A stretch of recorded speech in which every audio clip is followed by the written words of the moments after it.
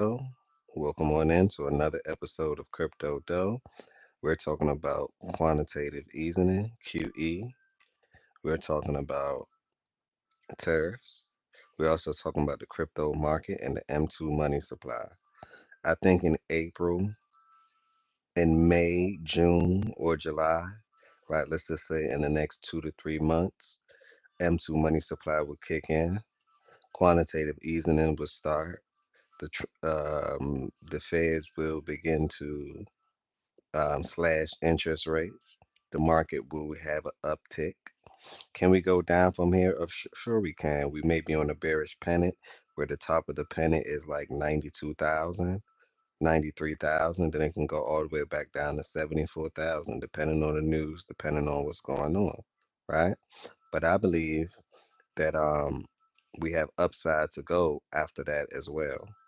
So your portfolio can oscillate, right? 20, 30, 40% depending, right? If you own Bitcoin, maybe a 10 to 15% differential, but that's about it.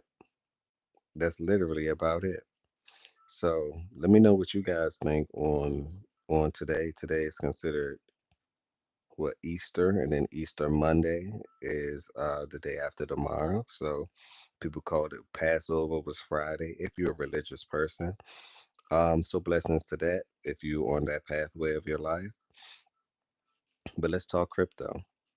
I see a lot of money. Did you guys see what USDT, um, basically Tether, what they did? They offloaded $1 billion into the market, and when they start offloading things like that, I know liquidity is coming to the market.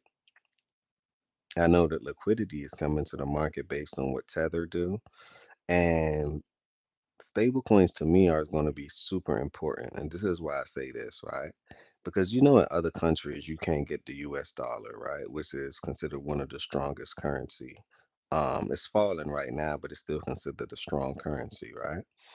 It's not the strongest currency, but the US dollar is in a lot of places, four corners of the earth. Let's just say that.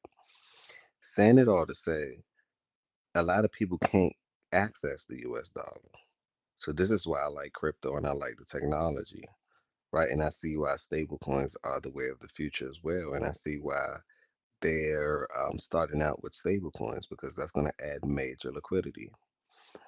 You don't have to have for the places that don't allow you to access U.S. dollars based on their capital market regulations, right? In those markets, you can literally buy stable coins. Then you can use stable coins as far as USDC. I said, whoa, let me repeat. Certain places in the country, certain places in the world, you cannot access a certain denomination or a certain fiat currency. The solution to me is stablecoin because stablecoin allows you wherever you're at in the world to access stablecoin, which is pegged to the US dollar. For instance, RLUSD. How about USDT? How about USDC? So I said, oh, that's going to become the new dollar. It has to be because that allows nations around the world to actually invest without directly investing into something. I said, whoa, that's a game changer. Smash that like button, subscribe to the channel if you're in here right now. Subscribe to the channel, hit that like button so I can swim through the algorithm. I appreciate everyone for tuning on in. Also, get the crypto guide. It's located in my description. Support my channel as well. So, I talked about stablecoins and how important that will be. I'm just going to do a 10-minute upload. Also, let's talk about QE, quantitative easing. Currently, we're actually under QT, quantitative tightening, right? It's beginning to flip though, right? Quantitative tightening, what does that mean to the average person, right? That basically means that money is being squeezed out of the market. They're not adding any money to the market. So what you have is what you have. What you holding on to is what you're going to have to work with. You have to learn how to multiply, right? You will have to learn how to multiply and gain some form of profit, right? But the system, the money machine, isn't turned on. Basically, QT means they're out of ink. The money machine, the money supply isn't printing any more money. They're out of ink, right?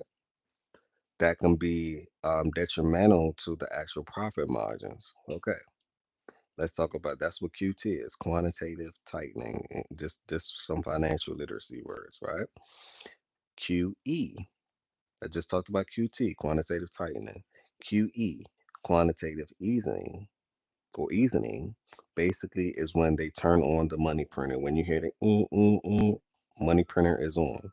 When the money printer is on, a lot of money will be flooded into the market, which create liquidity, which boosts stocks, which boosts crypto, which boosts real estate,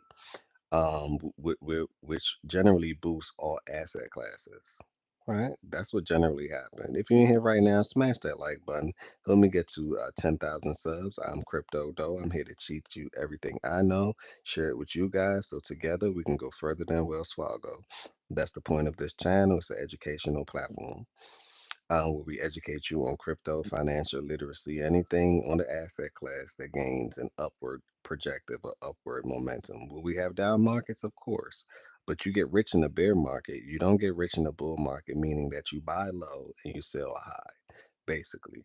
Bluke said, "What's up, bro? What's up, Bluke? How you doing? You probably at work right now. How you doing?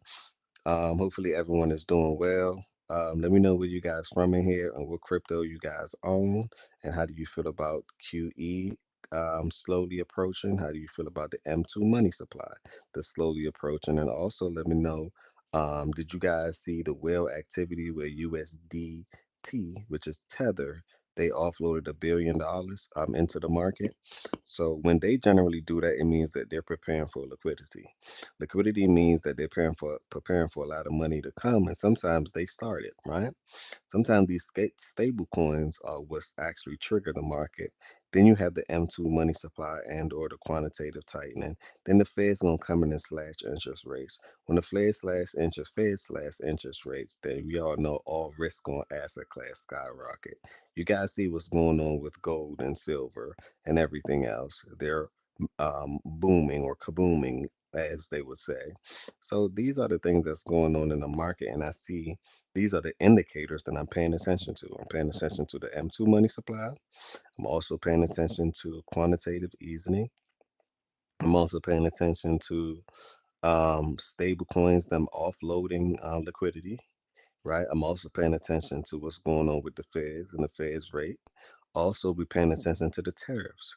Right now, I think China is backed in the corner.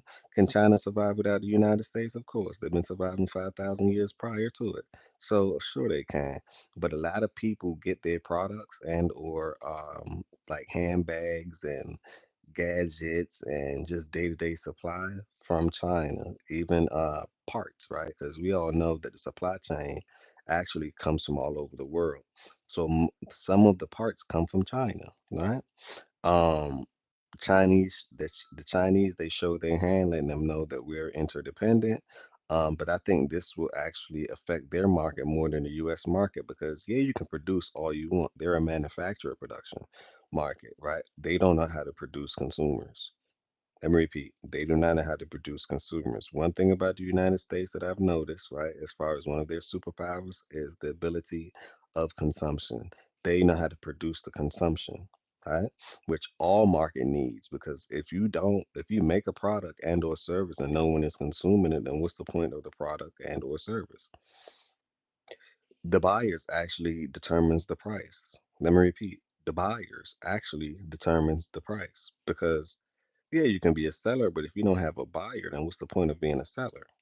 The buyer will always be a buyer. A seller depends on the buyer. Let me repeat, a buyer will always be a buyer. A seller will always depend on the buyer. So the buyer has superpower. I tell people that all the time. Be careful if you have a service and you're selling something. Because I started out selling my crypto guide for 19.99. Then I went down to, okay, I give you guys a referral code, and the referral code is refer3, right? You guys can type that in on the app. I mean, when you go to the digital store, refer3, you get it for 9.99, right? And me selling it for 9.99 actually made more money than me selling it for 19.99. Just saying. So go ahead and over support the channel because I understand the buyer is telling me, hey, what price is more reasonable for people? $20 may be a bit much, right? I thought it was kind of cheap, but the people say, you know what, we want it for $10. And I said, yay, okay. Yay, okay. It's my first digital product. So yeah, okay, you guys can have it for $10 if that's what you want it for, right? At the end of the day, I have other means of income. So like I say, I just want to add value. That's what you want the price determined is. Now, maybe later on I can up the ante, but by that time I'm going to create something even better. So this is how I look at it, right? So I wanted to share that with you guys, let you know what's going on in the market and what I see. May is coming around. June, you guys remember in June the Feds have to do an interest rate cuts, or well, their refinancing term is coming to a deadline.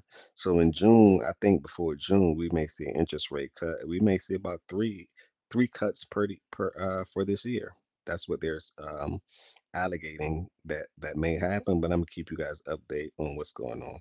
On that note, this is Crypto Doe. Smash that like button, subscribe to the channel, share this video. That's all I ask. Um, and put on your seatbelts. It's Crypto Doe. It is time to take off. In five,